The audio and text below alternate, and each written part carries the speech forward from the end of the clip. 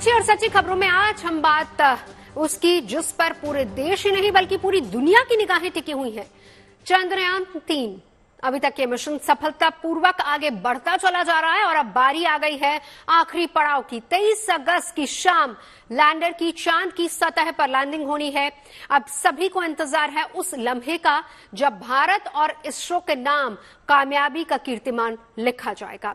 चांद पर लैंडर के सफलतापूर्वक लैंडिंग के साथ ही चांद के दक्षिणी ध्रुव पर पहुंचने वाला भारत दुनिया का पहला देश बन जाएगा और फिर वहां पानी से लेकर खनिज तक के बारे में दुनिया को पता चल सकेगा।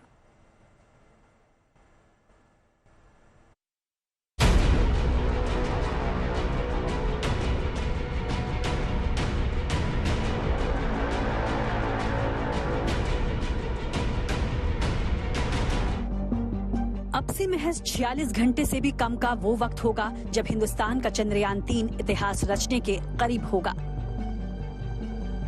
इसरो का चंद्रयान-3 मिशन अपने लक्ष्य के करीब पहुंच गया है। चंद्रयान-3 का दूसरा और फाइनल डीबूस्टिंग ऑपरेशन रविवार रात को पूरा हो गया। इस ऑपरेशन के बाद लैंडर की चंद्रमा से न्यूनतम दूरी 25 किलोमीटर और अधिकतम दूरी 134 किलोमीटर रह गई है। दरअसल डीबूस्टिंग में स्पेसक्राफ्ट की स्पीड को धीमा किया जाता है। इसरो के अनुसार चंद्रमा पर चंद्रयान-2 ऑर्बिटर और चंद्रयान-3 के बीच दो तरफा संचार स्थापित हो गया है। चंद्रयान-2 ने चंद्रयान-3 लैंडर मॉड्यूल का वेलकम बडी कहते हुए स्वागत किया। इसरो ने चंद्रमा की फार साइड यानी ऐसा इलाका जो पृथ्वी से कभी नहीं दिखता उसकी तस्वीरें शेयर की हैं। इसे चंद्रयान-3 में लगे lander hazard detection and avoidance कैमरे यानी LHDAC से 19 अगस्त 2023 को खींचा गया है। ये कैमरा लैंडर को सेफ लैंडिंग एरिया लोकेट करने में मदद करेगा, मतलब ऐसा इलाका जहां बड़े पत्थर और गड्ढे ना हों। इससे ये पता चलता है कि लैंडर के कैमरे ठीक ठीक काम कर रहे हैं। अब चांद से महज 25 किलोमीटर दूर लैंडर सूर्योदय का इंतजार कर रहा है। इसरो को अब 23 अगस्त की शाम 5:45 का भी इंतजार है। इस समय लैंडिंग वाले चांद के हिस्से में सूर्योदय हो चुका होगा। शाम 5:45 पर लैंडर चांद पर उतरना शुरू करेगा और शाम 6:04 पर उसके चांद पर सॉफ्ट लैंडिंग की उम्मीद है। Last time when after the landing the process we have gone through the data what we generated in that on flight. So based on that corrective measures have been taken, and also that is not only that one, we did something more than what we corrected, and wherever that margins are less, we enhanced that margins. That way, this time the system is because based on the lessons we learned from Chandrayaan-2. So this time the system is going with more ruggedness, and so we are expecting this time it will be a success. हालांकि चांद पर soft landing में कई चुनौतियां भी हैं। मसलन lander की स्पीड को नियंत्रित रखना। पिछली बार ज्यादा स्पीड की वजह से लैंडर क्रैश कर गया था। इसके साथ ही जो चुनौती है वो ये कि लैंडर उतरते समय सीधा रहे। उसे उसी जगह पर उतारना भी एक चुनौती है जो जगह इसरो ने चुनी हुई है। इसके अलावा पूरी प्रक्रिया के दौरान उससे संपर्क को बनाए रखना भी एक बड़ा चैलेंज है, क्योंकि कहीं भी संपर्क टूटने से मिशन को झटका लग सकता है। चंद्रमा से सबसे पास वाला वो एलिप्टिकल ऑर्बिट में वो 25 किलोमीटर ही दूर है और इसका मतलब ये है कि धीरे धीरे उसे चंद्रमा के और पास लाया जा रहा है कि वो 23 अगस्त को ठीक तरह लैंड कर सके। लेकिन ये है कि ये बहुत ही हाई प्रिसिशन वो है, ये बहुत ही हाई प्रिसिशन मैनूवर्स है और अगर कुछ भी गलती हो गया फिर वो और गलती हो सकता है। तो मेरे ख्याल में ऐसा नहीं होगा और 23 को हम देखेंगे कि ये ठीक तरह ये लैंड करेगा। इसरो ने इस बार सफल लैंडिंग के दुरुस्त इंतजाम किए हुए हैं। सब कुछ तय हिसाब से चलते हुए लैंडिंग के फेज तक पहुंच चुका है। इसलिए पूरी उम्मीद है कि भारत का चंद्रयान-3 मिशन पूरी तरह कामयाब होगा। लैंडर को चांद पर उतारने के लिए काउंटडाउन शुरू हो चुका है और अब 23 अगस्त का इंतजार हो रहा है। अब इस तारीख को लैंडिंग के लिए क्यों चुना गया है उसकी वजह भी जान लीजिए। दरअसल इस समय चांद पर रात है। चांद पर एक दिन पृथ्वी के 14 दिनों के बराबर होता है। 23 अगस्त को चांद पर सूरज निकलेगा और सूरज की रोशनी में सुरक्षित लैंडिंग के साथ ही इस रिसर्च का काम भी बेहतर हो पाएगा। दिन का वक्त होने से रोवर प्रज्ञान चांद पर साफ तौर पर चहलकदमी कर पाएगा और साथ ही वहां की साफ साफ तस्वीरें भी इसरो को भेज सकेगा। चांद पर सूरज की रोशनी होने का फायदा ये भी होगा कि लैंडर में लगे सोलर पैनल उपकरणों की बैटरियों को चार्ज करते रहेंगे।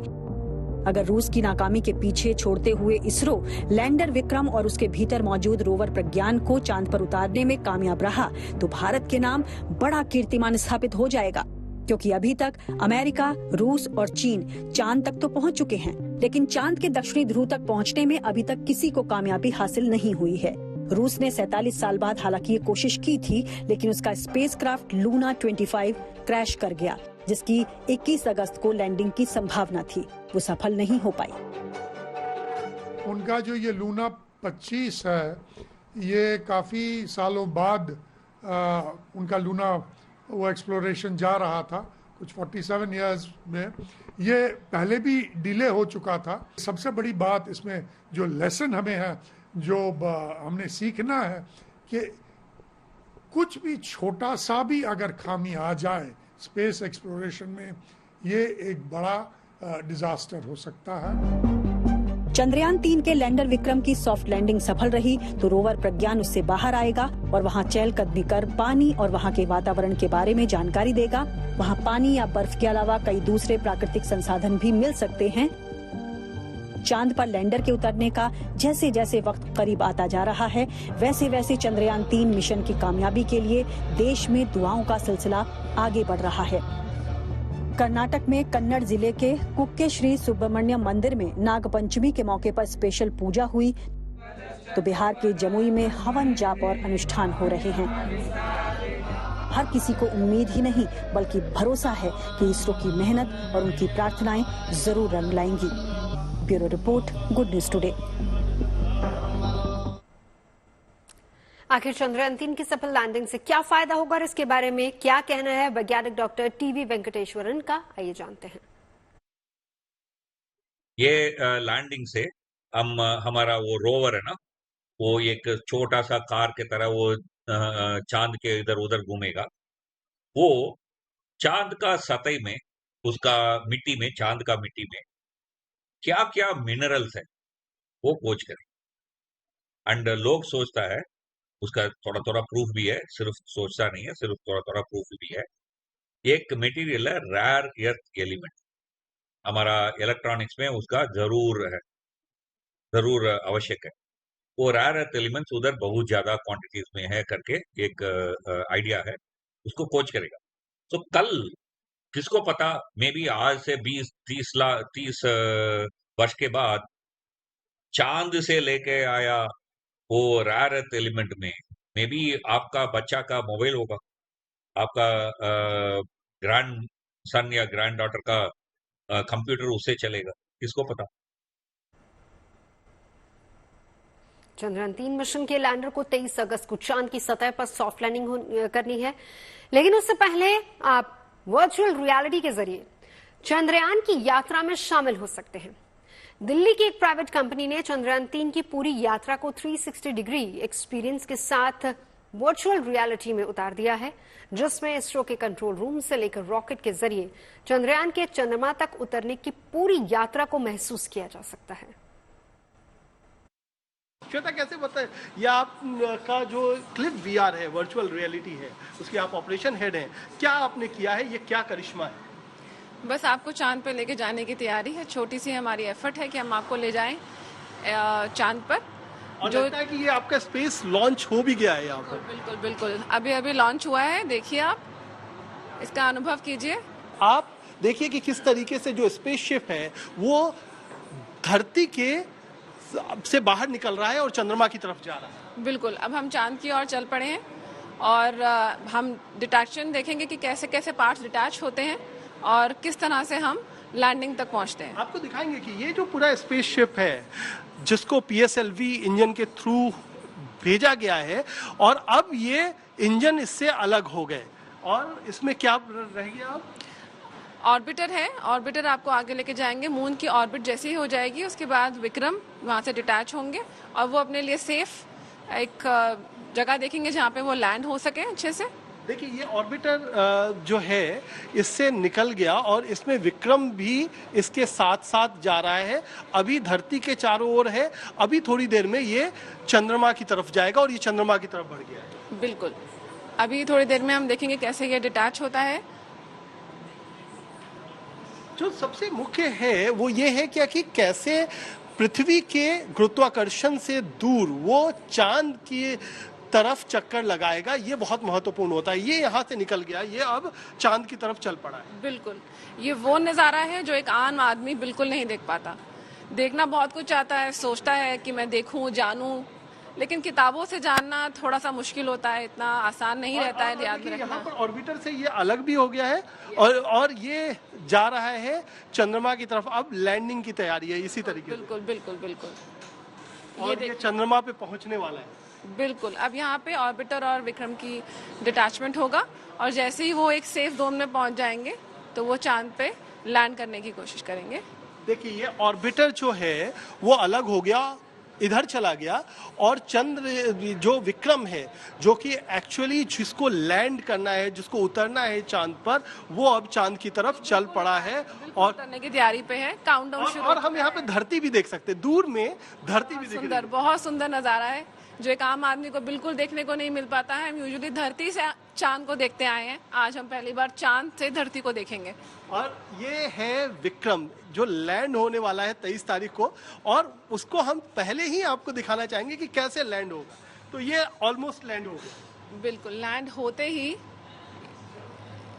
ये देखिए, बहुत बहुत मुबारकें, हम पहले ही लैंड हो चुके हैं। वर्चुअल तरीके से एक रियलिटी यानी हकीकत में कैसे होता होगा, क्या होता होगा, क्या एक्सपीरियंस करता होगा, तो लगेगा कि आप बिल्कुल चंद्रयान में बैठे हैं और विक्रम की तरह उतर रहे हैं चंद्रमा पर। तो अब आप कह सकते हैं कि चंदा मामा दूर नहीं, बिल्कुल करीब है। कैमरामैन हितेश कुमार के साथ कुमार खुणा, दिल्ली। आगे बढ़ते हैं बात मासूम बच्ची अरीहा की, जिसके लिए उसकी मां धारा शाह ने एक नई मुहिम शुरू की है। रक्षा सूत्र के जरिए धारा ने ये मुहिम शुरू की है ताकि जर्मनी में फंसी उनकी बेटी को भारत लाया जा सके।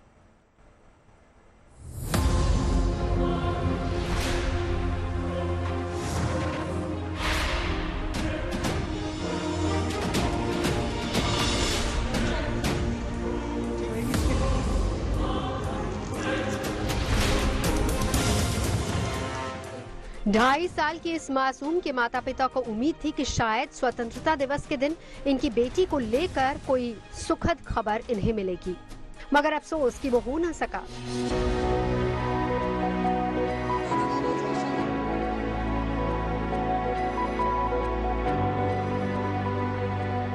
अरीहा नाम की ये बच्ची जर्मनी में फंसी हुई है। उसे भारत लाने के लिए उसके माता पिता लंबे समय से संघर्ष कर रहे हैं। अरीहा के पिता भावेश शाह जर्मनी में तो मां धारा शाह भारत में हर मुमकिन कोशिश कर रही हैं। धारा शाह दिल्ली में विदेश मंत्रालय से लेकर सांसदों तक से इसके लिए गुहार लगा चुकी हैं। यही नहीं, जंतर मंतर से लेकर राजीव चौक मेट्रो स्टेशन तक वो प्रधानमंत्री नरेंद्र मोदी से अपनी बेटी के लिए अपील कर चुकी हैं, लेकिन अब तक ये संभव नहीं हो पाया। लिहाजा धारा शाह ने अब नई मुहिम शुरू की है। इसके तहत उन्होंने रक्षाबंधन के मौके पर प्रधानमंत्री के साथ ही देश के सभी सांसदों को राखी भेजने का फैसला किया है। हम प्रधानमंत्री श्री को, हमारे सारे सांसद श्री को, परमानेंट जो NGOs जैसे हैं, जैसे प्रमोद सर, अमिताभ जी जो मेंबर्स हैं, उनको, सारे प्रोमिनेंट लीडर्स को, सबको हम यही रिक्वेस्ट के साथ, यही आशा के साथ और उनकी समृद्धि और सफलता की प्रार्थना के साथ ये राखी भेजेंगे। सितंबर 2021 में अरीहा जब 7 महीने की थी तो उसकी परवरिश में लापरवाही का आरोप लगाते हुए जर्मनी में उसके माता पिता से उसको छीन लिया गया।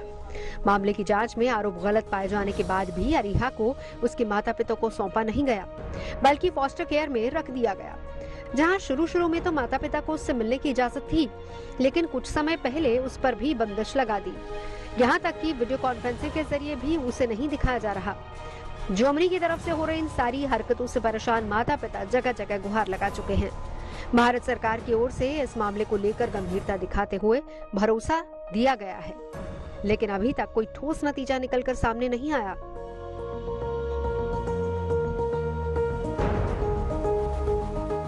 धाराशाह भारत के स्वतंत्रता दिवस पर अरिहा को आजाद देखना चाहती थी, लेकिन जब वो संभव नहीं हो पाया तो अब उन्होंने रक्षाबंधन को अपनी मुहिम के लिए चुना है।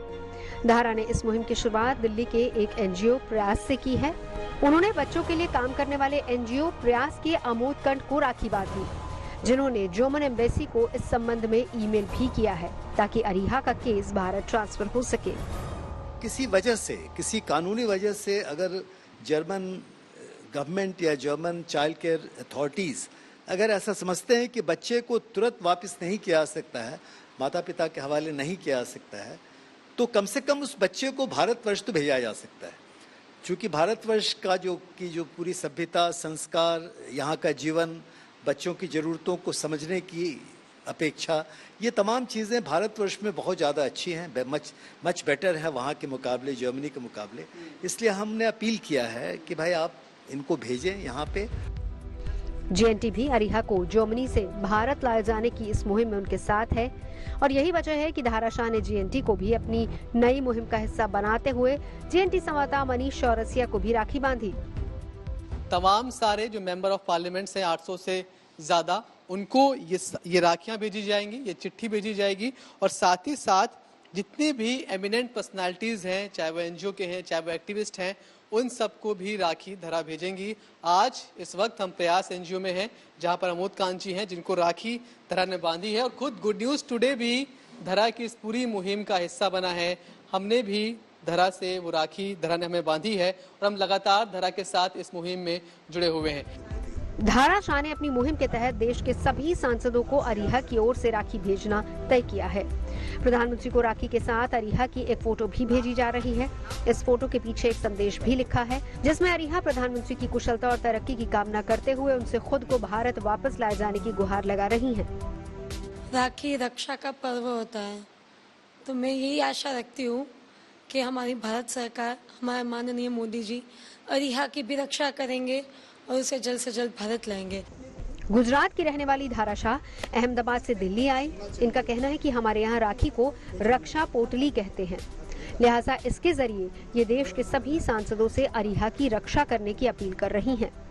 तो ये रक्षा पोटली, जिसे धारा कह रही है, राखी भी आप कहिए, ये भेजी जा रही है और उम्मीद करिए कि ये पोटली जब प्रधानमंत्री जी के पास पहुंचे, वहां खुले तो इससे एक जादू निकले और वो जादू क्या हो कि हमारी अरिहा हम सब के बीच वापस इंडिया आ जाए। कैमरामैन मनीष झा के साथ Manish Chaurasia, good news today, Delhi. अच्छी और सच्ची खबरों में बात सावन के साथ में सोमवार की 24 साल बाद इस मौके पर एक शुभ संयोग बना है। आज नाग पंचमी है। भोलेनाथ की आराधना के पावन महीने में सोमवार के दिन नाग देवता की उपासना का शुभ संयोग है। आज देश के कई हिस्सों में धूमधाम से नाग पंचमी का त्योहार मनाया गया। भविष्य पुराण के पंचमी कल्प के अनुसार नाग पंचमी नाग देवता को समर्पित त्योहार है। ऐसी मान्यता है कि सावन शुक्ल पंचमी तिथि को नागों को अस्तिक मुनि ने जन्मेजय के नाम यज्ञ से बचाया था और इसी दिन आस्तिक मुनि को नागों ने वचन दिया था कि जो भी व्यक्ति सावन शुक्ल पंचमी को नागों की पूजा करेगा और नागों को दूध धान का लावा अर्पित करेगा और अस्थि मुनि का ध्यान करेगा, उसे और उसके परिवार वालों को नागों के डसने का डर नहीं रहेगा। और इस दिन से हर साल सावन शुक्ल पंचमी तिथि को नागों की पूजा की परंपरा की शुरुआत हुई। नाग पंचमी के मौके पर उज्जैन में एक खास परंपरा निभाई जाती है। नाग पंचमी के त्योहार पर भगवान श्री नागचंद्रेश्वर की त्रिकाल पूजा होती है और इसके लिए उज्जैन के महाकालेश्वर मंदिर के परिसर में मौजूद नागचंद्रेश्वर मंदिर सिर्फ 24 घंटे के लिए भक्तों के दर्शन के लिए खुलता है। यही वजह है कि नाग पंचमी के दिन खुलने वाले इस मंदिर के बाहर भक्तों की लंबी कतारें लगी रहती हैं। इसके लिए उज्जैन के महाकालेश्वर मंदिर के परिसर में मौजूद नागचंद्रेश्वर मंदिर सिर्फ 24 घंटे के लिए भक्तों के दर्शन के लिए खुलता है और यही वजह है कि नागपंचमी के दिन खुलने वाले इस मंदिर के बाहर भक्तों की लंबी कतारें रहती हैं। इस मंदिर को श्रावण शुक्ल चतुर्थी की रात को 12 बजे से नागपंचमी की रात 12 बजे तक खोला जाता है, यानी साल के 365 दिन में सिर्फ नागपंचमी के मौके पर 24 घंटे के लिए ही मंदिर के कपाट खुलते हैं। आधी रात 12 बजे पट खुलने के बाद मंदिर के महंत पूजा करते हैं। इसके बाद दोपहर 12 बजे की पूजा होती है। फिर नागपंचमी की रात को 12 बजे अखाड़ा पूजा की जाती है, जिसके बाद वो मंदिर के कपाट बंद कर देते हैं।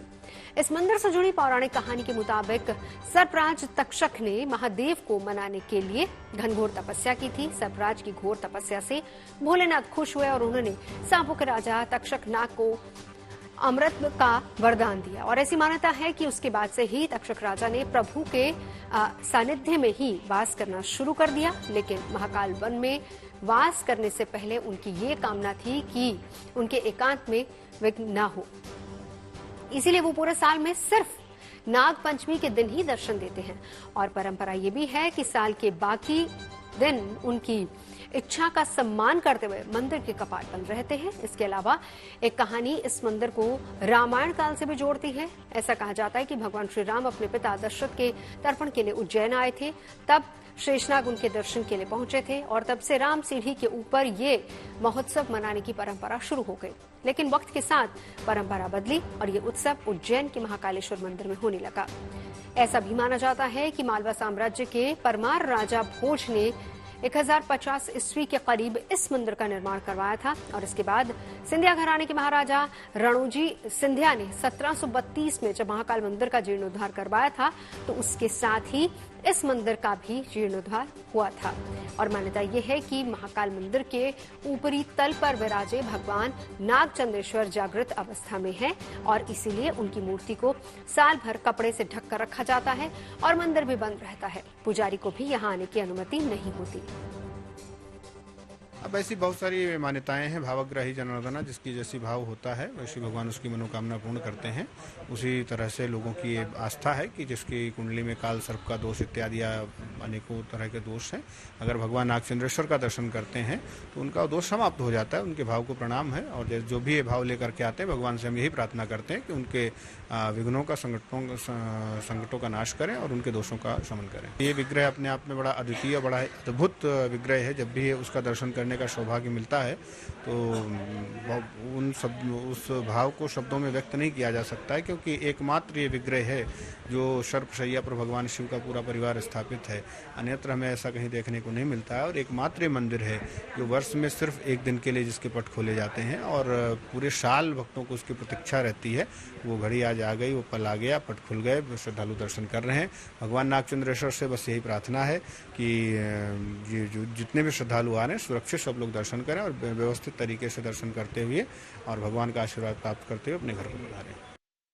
खबरें सच्ची होनी चाहिए, अच्छी खुद ब खुद लगती हैं। Navjot Randhawa signing off. आप सुनते रहिए गुड न्यूज और देखते रहिए गुड न्यूज टुडे।